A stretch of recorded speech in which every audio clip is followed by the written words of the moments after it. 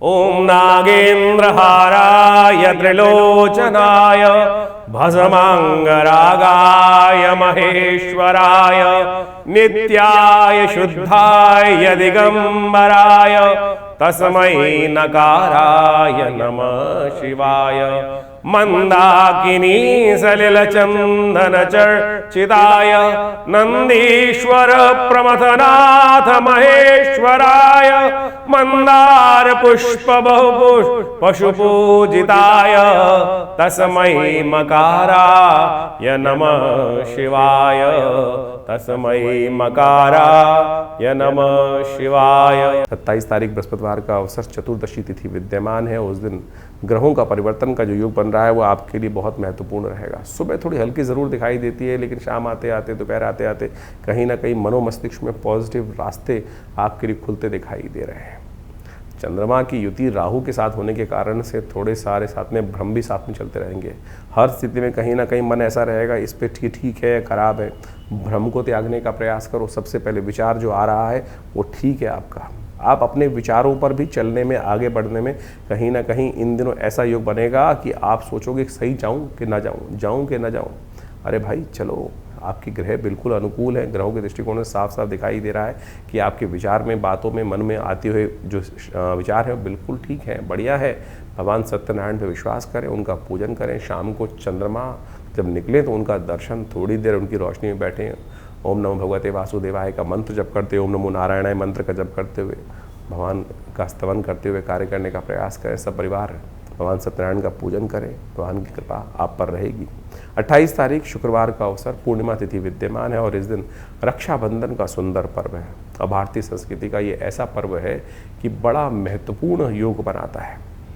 ये ऐसा योग बनाता है कि जो हार हो रही हो तो उसको विजय में परिवर्तित कर सकता है। आपका संकल्प आपको विजय दिलवाने की योग बना सकता है। श्रावणी कर्म है, सत्यनिष्ठ रहने वाला कर्म है, संकल्प लेने का कर्म माना जाता है, इस दिन पर्व माना जाता है। ग्रह नक्षत्रों के दृष्टिकोण से आपके लिए ग्रहों की स्थिति काफ़ी अनुकूलता के साथ बनती दिखाई दे रही है। इन दिनों आपके विचार जो हैं वो रुक नहीं रहे हैं। नए नए विचार, मनोमस्तिष्क में क्रिएटिविटी कहीं ना कहीं आपके लिए बहुत पॉजिटिव रास्ते दिखाई दे रही है। इस सफलता में लेकिन बाधा के लिए ग्रह कई सारे लगातार कुछ न कुछ कार्य करते दिखाई दे रहे हैं। आपको अपने परिवार को एक रखने का प्रयास बहुत ज़रूरी है। इन दिनों अपने कष्टों को ठीक करने के लिए आप एक रक्षा का उपाय अवश्य करने का प्रयास करें। मंत्र से सिद्ध करी हुई रक्षा को बांधने का प्रयास करें अपनी कलाई पर, वो आपके लिए सबसे श्रेष्ठ रहेगी। आमतौर पर राखी बंधन, रक्षाबंधन के पर्व पर केवल एक रेशम धागा बांध दिया जाता है और उसको कथा से जोड़ दिया जाता है। संकल्प रक्षाबंधन के लिए जाता है, लेकिन अर्थ कुछ और है, उसका रहस्य कुछ और है। यदि उस रहस्य को समझकर फिर वो बांधोगे तो यदि जीवन में कोई मुकदमा भी चल रहा है, जीवन में कोई बंधन चल रहा है, जीवन में कोई कष्ट चल रहा है, तो ये एक रेशमी धागा, मंत्र से सिद्ध करा हुआ रेशमी धागा आपके लिए रक्षा। आमतौर पर ब्राह्मण इत्यादि, गुरु इत्यादि जो है वो जातक को बांध देते थे। उसको बांधकर आप कई प्रकार से अपनी रक्षा के योग बना सकते हैं। इसके लिए पूरा विवरण शास्त्र में अद्भुत रूप से विद्यमान है, उनको समझ लेंगे तो बहुत अच्छा रहेगा। आपकी राशि के दृष्टिकोण से इस दिन जो सिंह राशि वाले जातक हैं उनको अपनी बहनों के लिए साथ बहुत अच्छे संबंध रखने का प्रयास करना चाहिए। इन दिनों आपकी राशि में देखिए मंगल बड़े विचित्र स्थिति में परिवर्तन की तरफ जा रहे हैं। शनि कहीं ना कहीं आपकी राशि में कुछ नेगेटिव रोग बनाते दिखाई दे रहे हैं। तो आपकी राशि के दृष्टिकोण से बहनों के लिए यदि जो संतरी वस्त्र हैं उनका उपयोग करते हुए उनको उपहार स्वरूप देंगे तो कहीं आपके सूर्य में, आपके ग्रहों में कहीं ना कहीं महत्वपूर्ण परिवर्तन का योग बहुत श्रेष्ठ रूप से बनता दिखाई देगा। तो इसका उपयोग करिए, देखिए कल्याण के योग बनेंगे। श्रावणी का पर्व भारतीय संस्कृति में बड़ा महत्वपूर्ण है। श्रावणी हो गया, रक्षाबंधन हो गया, गायत्री जयंती भी इसी दिन होती है। और कहा जाता है कि जीवन में हमारी बहुत सारी मनोकामनाओं को पूर्ण करने के लिए श्रावणी पर्व जो है बड़ा कल्याणकारी योग बनाता है। आजकल केवल रक्षाबंधन के रूप में इस दिवस को केवल मना के छोड़ दिया जाता है, लेकिन भारतीय संस्कृति में इस दिन जनेऊ से परिवर्तन करने से लेकर बहुत सारे और भी कार्य भारतीय संस्कृति में किया जाता है। रक्षा सूत्र जो ये आपको हाथ में राखी बांधने की परंपरा है, ये तो बहुत काल बात, ये तो इसके बहुत सारे प्रमाण मिलते हैं। बहुत सारे लोगों ने केवल हुमायूं के साथ, कुर्मावती की कथा के साथ जोड़कर इस कथा को केवल भाईचारे के साथ संदेश जोड़ने का प्रयास किया, लेकिन इसका कोई बहुत बड़ा औचित्य दिखाई नहीं देता। शास्त्र में अनेक प्रमाण हैं कहा जाता है कि द्रौपदी जब वहाँ पर द्रौपदी का स्वयंवर हो रहा था, उस समय भगवान कृष्ण ने जब अपना चक्र चलाया और उस चक्र को ने वापस आके भगवान के स्थान दिया, तब भगवान की उंगली में चोट लग गई थी। तो द्रौपदी ने अपने वस्त्र को फाड़कर भगवान की उस उंगली पर रक्त से जो निकल रहा था उसको बांधने का काम किया था। शिशुपाल का जब भगवान ने वध किया तो उस समय भगवान के हाथ पर आघात हो गया था, रक्त की जो था रक्त निकलने लगा था। तो द्रौपदी उठी और भगवान के हाथ में वो अपने वस्त्र का एक टुकड़ा लेकर बांध दिया। तो भगवान ने आशीर्वाद दिया कि तुम्हारे लिए मैं ऐसे समय में इस एक एक धागे का ऋण से निवृत्त होने का योग बनाऊंगा। जब धृतराष्ट्र के उस हस्तिनापुर की उस राज्यसभा में द्रौपदी का अपमान किया गया, तो भगवान ने उस वस्त्र का अवतार लेकर उस प्रकार से, जैसे भगवान ने द्रौपदी की रक्षा के लिए जब चीरहरण का प्रयास किया गया, तब उस ऋण से निवृत्ति का योग बनाई। ये राखी की वास्तविक कथा भारतीय संस्कृति के अनुसार से शास्त्र में बताई गई है, लेकिन इसको तो किसी और रूप में आज की तारीख में हमारी मॉडर्न किताबों में जोड़ दिया गया है। लेकिन इससे पहले भी और भी बहुत सारे सुंदर उदाहरण उपस्थित शास्त्र में किए गए हैं। कहा जाता है कि जैन बद्धो बलि राजा, जो मंत्र है इस दिन बांधा जाता है, जैन बद्धो बलि राजा दानवेंद्र महाबला तेन त्वाम प्रतिबदनामि रक्षे माचल माचल। भगवान भगवती लक्ष्मी इसी रक्षाबंधन के पर्व के दिन भगवान विष्णु को महाराजा बलि के यहाँ से, महाराज बलि जब जिस प्रकार भगवान के जब आशीर्वाद लिया, कहा जाता है कि जब वामन देव के रूप में भगवान अवतरित हुए और महाराज बलि एक बहुत बड़ा यज्ञ कर रहे थे, इंद्रासन प्राप्त करने के लिए अंतिम यज्ञ उनका चल रहा था। तो 3 पग भूमि उन्होंने मांगी भगवान वामन देव ने भगवान महाराज बलि से। तो 3 पग में उन्होंने पूरी धरा, पूरा संपूर्ण सब चीज़ों को नाप लिया। 2 पग में ही नाप लिया था, एक में तो उसका पूरा राज्य नाप लिया, पृथ्वी नाप ली, दूसरे में समस्त तीनों लोगों को नाप लिया। तीसरा पग उन्होंने कहा कहाँ रखूं, तुम्हारा वचन तो आधा हो जाएगा। जो बड़ा स्वरूप भगवान ने बनाया था, संपूर्ण पृथ्वी में, संपूर्ण ब्रह्मांड में केवल भगवान ही भगवान दिखाई दे रहे थे, उनके पग ही सब जगह पहुंच गए थे। तब महाराज बलि ने भगवान को प्रसन्न करने के लिए अपना शीश उनके चरणों में रखा कि अभी तो आपने मेरे राज्य पर और मेरे विजय हुए जीते हुए राज्य पर ही विजय प्राप्त करी, मेरी समृद्धि पर ही 2 पग रखे हैं, तीसरा अभी आपने मेरे शरीर पर विजय प्राप्त नहीं करी। तब उन्होंने भगवान से कहा कि आप मेरे सिर पर तीसरा पग रख दीजिए, मैं भी आपका हो जाऊं। भगवान बड़े प्रसन्न हुए, तीसरा पग उन्होंने महाराज बलि के सिर पे रखा। तब कहा जाता है कि भगवान ने प्रसन्न होकर उनसे वरदान मांगा, तो महाराज बलि को उन्होंने, उससे पहले कहा जाता है कि शास्त्र के दृष्टिकोण से उन्होंने जो पाताल लोक था वहाँ का राज्य दे दिया था कि अब क्योंकि तीनों राज्य जो है, तीनों सब बाकी सब जो लोग हैं वो तो भगवान के, पृथ्वी लोक और स्वर्ग आदि लोक जो थे वो तो भगवान को वो जो अपने 2 पग में नाप चुके थे। तो पाताल लोक में जाके राज्य करने को उनको अमरता का वरदान प्राप्त हो गया कि हमारे यहाँ जो शास्त्र में मंत्र आया है अष्ट चिरंजीवी का, अश्वत्थामा बलिर्व्यासो हनुमानश्च विभीषणा, तो महाराज बलि उस दिन से अमर हो गए भगवान के आशीर्वाद से और पाताल में जाके राज्य करने लगे। तब उन्होंने एक आशीर्वाद भगवान से मांगा कि मैं जब भी सुबह प्रातः उठूं तो आपके दर्शन सबसे पहले करूं। तो कहा जाता है भगवान विष्णु उस दिन से महाराजा बलि के द्वारपाल बन गए। द्वारपाल बन गए तो वहाँ क्षीर सागर के अंदर भगवती महालक्ष्मी के साथ वो विराज सकते नहीं थे। तब कहा जाता है महालक्ष्मी ने जाकर महाराज बलि को रक्षा सूत्र बांधा, राखी बांधी, और उसके स्वरूप में उसके जब बहन जो है भाई को कुछ रक्षा सूत्र बांधती है तो भाई कुछ देने की परंपरा है। तो महाराज बलि ने पूछा भगवती आपको क्या दूं? तब भगवती वरदान स्वरूप उस जो रिटर्न गिफ्ट जिसको कहा जाता है उस रूप में भगवान को वापस मांग लाई। तो जैन बद्धो बलि राजा दानवेंद्र महाबला, जिसको बांधने से महाराज बलि ने भगवान के ऋण से भी मुक्त हो गए महाराज भगवान। तो ऐसे में इस सुंदर पर्व को हमने उस कथा के साथ तो जोड़ा ही नहीं, समझा ही नहीं, लेकिन आज किताबों में पिछले 70 सालों में हमको केवल कूर्मावती और हुमायूं की कहानी सुनाकर ये कुछ और ही कथा बना दी गई। और लोकाचार के तौर पे इस त्यौहार को बना दिया गया। अनादिकाल से इस शास्त्र में हमारे शास्त्रों में इस त्यौहार का वर्णन है। तो आप इस रूप को समझते हुए कार्य करने का प्रयास करें। और एक और कथा शास्त्र में मिलती है, उसको हम सुंदर रूप से आपके समक्ष रखें कि जिसमें जैन बद्धो बलि राजा दानवेंद्र महावला कि महा इंद्र जो थे एक बार युद्ध में विजय प्राप्त नहीं कर रहे थे। 12 वर्ष से देवासुर संग्राम के अंदर उनका युद्ध चल रहा था। तो कहा जाता है कि महाराज बृहस्पति ने देव ऋषि बृहस्पति ने उस समय देवताओं के समक्ष उपस्थित होकर इंद्राणी से कहा कि तुम व्रत करो, यज्ञ करो और वहाँ से रक्षा तैयार करो और उस रक्षा सूत्र को सिद्ध कर कर महाराज इंद्र को बांधो। ये रक्षा सूत्र इंद्राणी ने इंद्र को बांधी और उसके प्रताप से इंद्र जो थे वो युद्ध में विजय हुए। देवासुर संग्राम के अंदर इंद्र विजय को प्राप्त किए। यदि आपके जीवन में मुकदमे चल रहे हैं, कष्ट चल रहा है, लगातार कोई विजय प्राप्त नहीं हो रही है, तो षोडशोपचार पूजन से सिद्ध करी हुई ये रक्षा आपको बांधनी चाहिए। मुकदमों में विजय प्राप्त करने के लिए, जीवन में विजय प्राप्त करने के लिए इस रक्षाबंधन के अवसर पर सुंदर सिद्ध करी हुई ये रक्षा को बांधने का आप प्रयास करें। देखिएगा विजय युग बनने के योग बनेंगे, कष्ट निवृत्ति का कहीं ना कहीं योग बनेगा। सिंह राशि वालों के लिए 29 तारीख की ग्रह गणना भी समझ लीजिए। ग्रहों का योगा योग किस प्रकार से शनिवार के दिन बन रहा है। शनिवार के दिन सावन का महीना समाप्त होकर भाद्रपद का महीना आरंभ हो रहा है।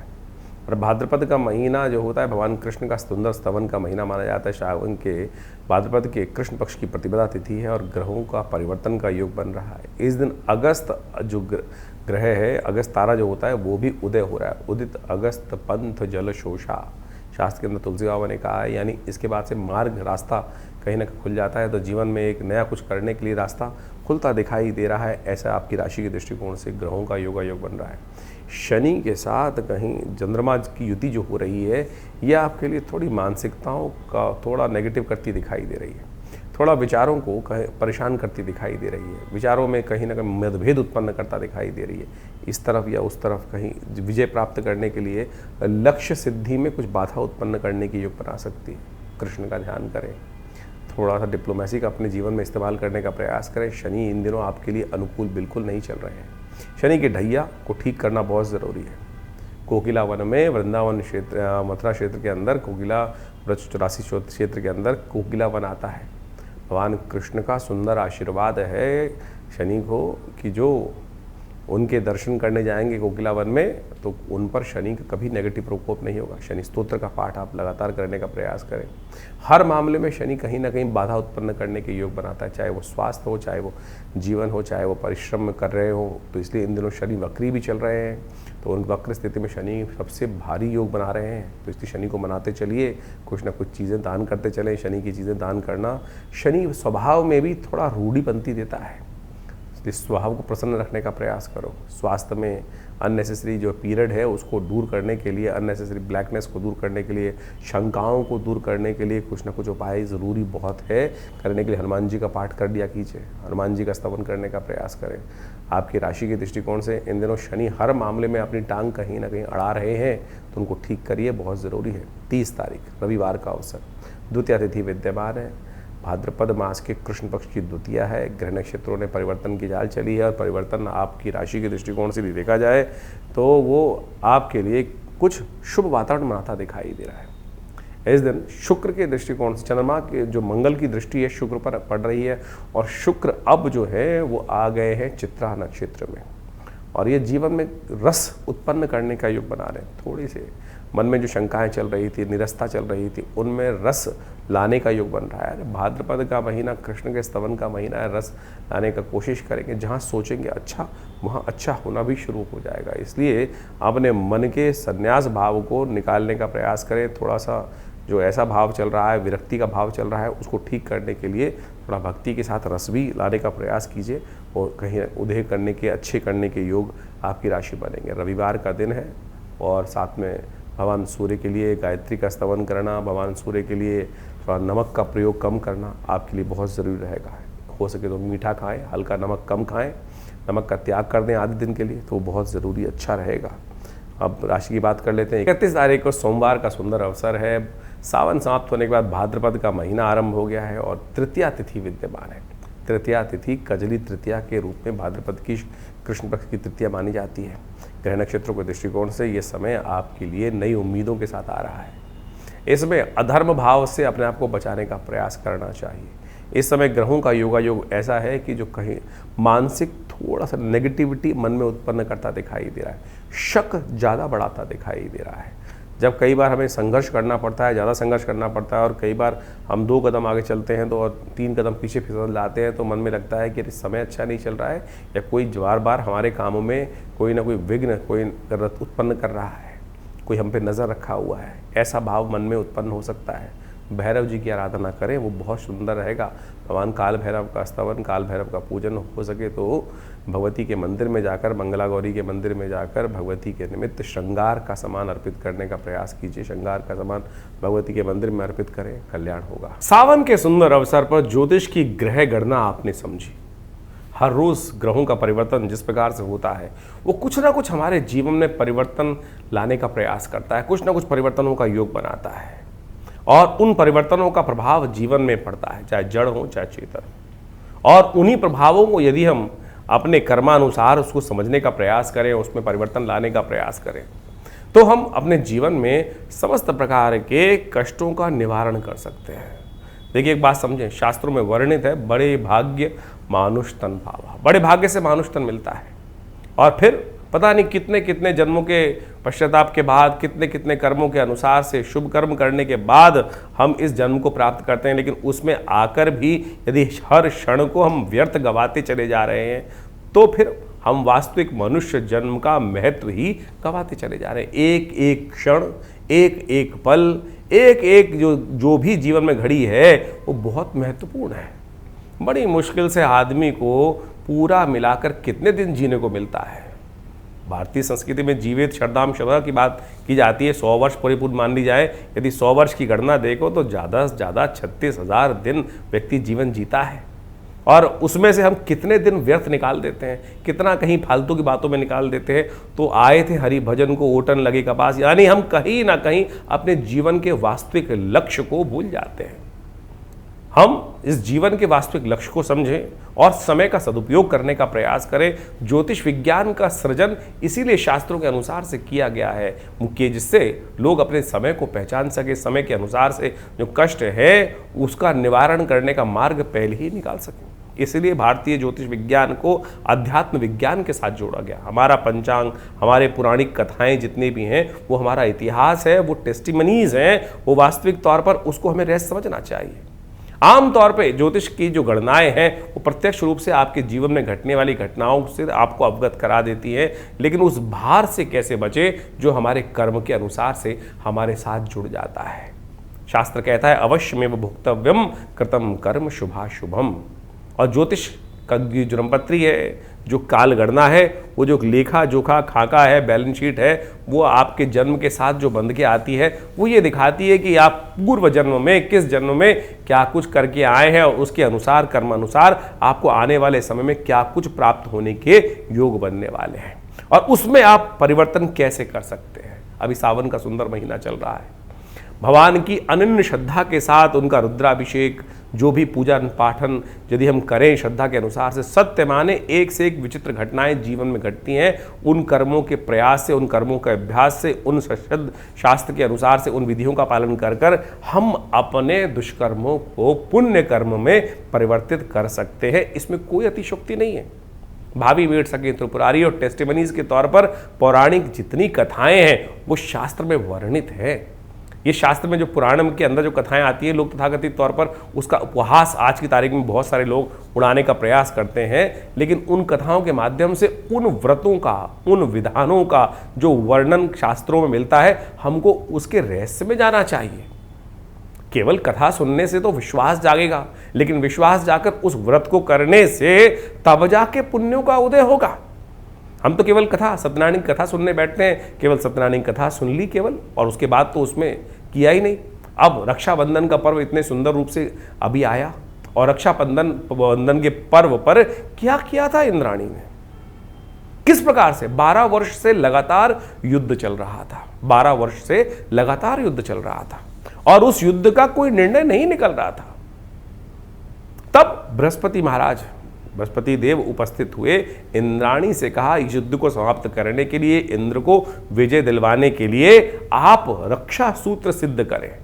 और पूरे विधान से उस रक्षा सूत्र को सिद्ध कर कर इंद्राणी ने अपने संकल्प के द्वारा उस रक्षा सूत्र को इंद्र को बांधा। ये सत्य संकल्प शास्त्र के अंदर जो कथा वर्णित मिलती है उसमें कोई भविष्योत्तर पुराण के अंदर इस वर्णन को साफ साफ कहा गया है, इस घटना को साफ साफ वर्णित किया गया है। और उसके बांधने के प्रभाव से असुरों पर देवताओं ने विजय प्राप्त करी। आज की तारीख में हम केवल बहन की रक्षा के लिए रक्षाबंधन को बांधकर छोड़ देते हैं, लेकिन ये रक्षा सूत्र को मंत्र से सिद्ध कर कर, पूर्ण विधि का पालन कर कर आमतौर पर इसको बांधा जाता था पूरे वर्ष की में रक्षा के लिए। जीवन में मुकदमे चल रहे हैं, अनेक के बाद एक के बाद शांत नहीं हो रहे हैं और वर्षों हो गए हैं हमारे जीवन में उस कष्ट को चलते हुए। यदि पूर्ण श्रद्धा के साथ व्रत करते हुए, पूर्ण पंचोपचार षोडशोपचार पूजन कर कर उस रक्षा सूत्र को भगवान के मंत्रों से सिद्ध कर कर जातक के हाथ में बांध दिया जाए तो सत्य माने वो रक्षा भी होती है, विजय के योग बनते हैं। ये शास्त्र पुराणों में जो वर्णित है गलत नहीं है। तो इसको पूरी तरह से ये रक्षा सूत्र हुआ। अब रक्षा सूत्र में लोग केवल गणना करके आज की तारीख में कोई चांदी की बांध रहा है, कोई बड़े से बड़ी महंगी चीज बांध रहा है, लेकिन उसमें मंत्र तक नहीं है। मंत्र तो क्या है? जेन बद्धो बली राजा दानविंद्रो महाबला तेन त्वाम प्रतिबद्धनामि रक्षे माचल माचल। तो इस प्रकार से ये जो शुद्ध रूप से इससे पहले इसको सिद्ध करें, व्रत करें। आमतौर पे धारण करते वक्त आज की तारीख में जो बहनें भाई को बांधती हैं कि जल नहीं पीना है, केवल इतने से करने से कुछ हो जाएगा क्या? उससे पहले पूजा पाठ कर कर उसको सिद्ध करके, वो तो सामने ही प्लास्टिक से खोल कर निकाल कर और फिर धागा बांध दिया जाता है। धागा रक्षा सूत्र नहीं है। और तो और आज की तारीख में राखी आ गई है, राखी के नाम से चाइना से बनी हुई चीजें हैं। लेकिन शास्त्र में जो वर्णित तरीके हैं रक्षा सूत्र को बांधने से, पुराने व्यवस्था में आज भी बहुत सारे चलते हैं। ब्राह्मण अपने यजमानों को पूरे वर्ष के लिए, राजाओं को, बड़े लोगों को कष्ट से निवारण करने के लिए, जीवन में समस्याओं को दूर करने के लिए उस मंत्र से सिद्ध कर कर उस रेशमी धागे को, जिसके अंदर केसर हो, सुपारी हो, दूर्वा हो, सिंदूर हो, अक्षत हो, इन 5 चीजों का समाविष्ट कर कर उसके साथ में बांध कर वो रक्षा बांधी जाती है, तब जाकर वो कल्याण का योग बनता है। लेकिन अब केवल परंपरा रह गई, लेकिन वो मंत्र का जो चमत्कार था, पूजा विधि का जो चमत्कार था, वो धीरे धीरे लोग, क्योंकि विश्वास नहीं है, पद्धति नहीं है, तो इसलिए उस पद्धति को सही से समझ के करने का प्रयास करेंगे तो बिल्कुल। आज मंदिर में जाते हैं, पंडित जी से कहते हैं रक्षा बांध दीजिए, लेकिन रक्षा बांधने के बाद क्या होता है? रक्षा बांधने के बाद आप शौच गए, शौच जाने के बाद किसी के सूतक काल में भी चले गए, तो वो सूतक जो बंधा हुआ धागा है वो तो निस्तेज हो गया, अब सूतक वाली जगह में जाकर शौच के अपवित्र हाथों से आप उसी को आपने धो लिया, उसको धारण कर लिया, तो फिर वो पूजा पाठ वाली चीजें, इसी प्रकार से अंगूठी इत्यादि भी जो आपने धारण कर रखी है, नहीं तो शौच इत्यादि में जाकर अंगूठी उतरती नहीं किसी की और फिर वो उसी से अशुद्ध हो जाती है। अब मंत्र से सिद्ध करी हुई कोई अंगूठी होगी, कोई सूत्र होगा, तो फिर वो कहाँ पवित्रता का कार्य कर पाएगा? इसका पूरा विधान शास्त्र में वर्णित है, पवित्रता के साथ चलता है और सूतक का ध्यान करते हुए, अपवित्रता से बचते हुए तब इन पूजा पाठों की चीज़ों को यदि उपयोग करने का प्रयास करेंगे तो फिर वो चमत्कार वास्तविक तौर पर दिखाने का सुंदर सुयोग बनाती है। तो इस रक्षाबंधन इत्यादि जितने पर्व हैं, इन सब के अंदर जो जो चीज़ वर्णित है, तो आप उनका शुद्ध रूप से कार्य करने का प्रयास करें। जीवन में अनेक समस्याओं को दूर करने के लिए शास्त्र में अनेक उपाय समय समय पर शास्त्रों में, पुराणों में वर्णित है। उन पर आवश्यकता है सही से शोध करने की। हमने बहुत सारे कार्य इस समय में विवेकानंद योगाश्रम में लगातार इस चैनल के माध्यम से भी आपको अवगत कराते रहते हैं और बहुत सारी पुस्तकें इन सब चीज़ों में आश्रम की द्वार की तरफ से प्रकाशित की गई है। वो समय समय पर आपको हम दिखाते भी रहते हैं, बहुत सारे मुद्रा विज्ञान पर, बहुत सारे और विषयों पर, जैसे ये क्या, क्यों, कैसे और कब, और इसके साथ ही चमत्कारी योग मुद्राओं के द्वारा कैसे विभिन्न रोग ठीक कर सकते हैं, ये हम आपको कई बार मुद्राओं के माध्यम से बताते हैं। जैसे कान में दर्द है, ये शून्य मुद्रा 3 मिनट करके तो देखिए, कान में होने वाली जो यहाँ तक की जो आवाज़ भी है, टेनाइटिस जैसे रोग भी इस मुद्रा के अभ्यास से ठीक हो जाते हैं। हृदय रोग के लिए ये मृत संजीवनी मुद्रा, किसी को नींद नहीं आती, इंसोम्निया है, स्ट्रेस है, बहुत सारी बीमारी, उसके लिए ज्ञान मुद्रा। ये छोटी छोटी मुद्राओं का अभ्यास यदि आप नित्यप्रति करें तो इसके ऊपर भी बहुत सारी पुस्तकें बहुत समय से प्रकाशित आश्रम से की जा रही हैं। सपने आते हैं आपको, सपनों के बारे में लोग इतना भयग्रस्त हो जाते हैं कि पता नहीं सपनों में देख लिया तो क्या उसका प्रभाव होगा। कई तो ऐसे फोन आते हैं कि दिन में साहब ऐसा जलता हुआ देख लिया, ऐसा कुछ और देख लिया। दिन में सपनों का क्या औचित्य भी है कोई? तो उसके लिए उन समस्त प्रश्नों का निवारण करने के लिए किस स्वप्न का क्या प्रभाव होगा, उस दुष्स्वप्न को दूर करने के लिए किस प्रकार से कार्य किया जाए, तो क्या कहते हैं सपने, ऐसी पुस्तक का प्रकाशन आश्रम की तरफ से किया गया है। इसके अलावा ऐसी बहुत सारी करीब करीब 50 की किताब पुस्तकें आश्रम की तरफ से प्रकाशित की गई हैं। पूरा हॉस्पिटल है जो योग, प्राकृतिक चिकित्सा, आयुर्वेद के क्षेत्र में कार्य कर रहा है। नित्य प्रति आश्रम पे 8 घंटे यज्ञ चलता है। भगवान की कृपा से आप सब लोग उसमें कई कार्यक्रमों में सम्मिलित हो सकते हैं। हर रविवार को सुबह वाले कार्यक्रम में, मंगलवार को शाम को सुंदरकांड के अंदर, और नित्य प्रति विभिन्न कार्यक्रमों में जो जो समय समय पर चलते हैं उसका निमंत्रण हम आपको देते ही रहते हैं। तो वास्तविक तौर पर हमारे शास्त्रों की वैज्ञानिक विधियों को समझने का प्रयास करें। अब महामृत्युंजय मंत्र के बारे में ऐसी भ्रांति पूरे संसार में हो गई है। बहुत सारे लोगों से पूछो, आप लोग जन्मपत्री दिखाते हैं, कई बार हम पूछ लेते हैं भैया कौन से मंत्र का जप कर रहे हो, तो कोई बताता है महामृत्युंजय मंत्र का जप करें, कई कहते हैं सुनाओ। तो जब वो सुनाते हैं तो वो कोई भी मंत्र जिस प्रकार से बोल दिया जाता है अशुद्ध कैसे करेगा काम। मंत्र वास्तविक तौर पर तभी कार्य करेगा जब उसका शुद्ध उच्चारण हो। आमतौर पे जो महामृत्युंजय मंत्र के नाम पर त्र्यंबकम यजामहे सुगंधिम पुष्टिवर्धनम, इसी को कह के सुना देते, बोले महामृत्युंजय मंत्र हो गया है। ये मृत्युंजय मंत्र है, त्र्यंबकम यजामहे सुगंधिम पुष्टिवर्धनम। ये यजुर्वेद के संहिता के अंतर्गत आया मंत्र है। इसका जो महामृत्युंजय है वो वशिष्ठ जी के द्वारा बनाया गया है। फिर वो कैसे कार्य करेंगे? गायत्री मंत्र तक तो लोग अशुद्ध उच्चारण करते हैं। मंत्र का उच्चारण, जिह्वा का व्यापार जब तक शुद्ध नहीं होगा, सही नहीं होगा, विधि का पालन नहीं होगा, तब तक ये मंत्र अपना चमत्कार कैसे दिखाएंगे? कोशिशें करें, इन समस्त विधियों को सही से समझें और पवित्रता का ध्यान रखें। जो हमारे शास्त्र में वर्णित चीज़ें हैं कहीं कपोल कल्पित नहीं है, कहीं अतिशयोक्ति नहीं बताई गई है, लेकिन यदि पूर्ण विधि का पालन किया जाए तभी वो कार्य करके दिखा सकते हैं, नहीं तो वो कार्य नहीं होगा।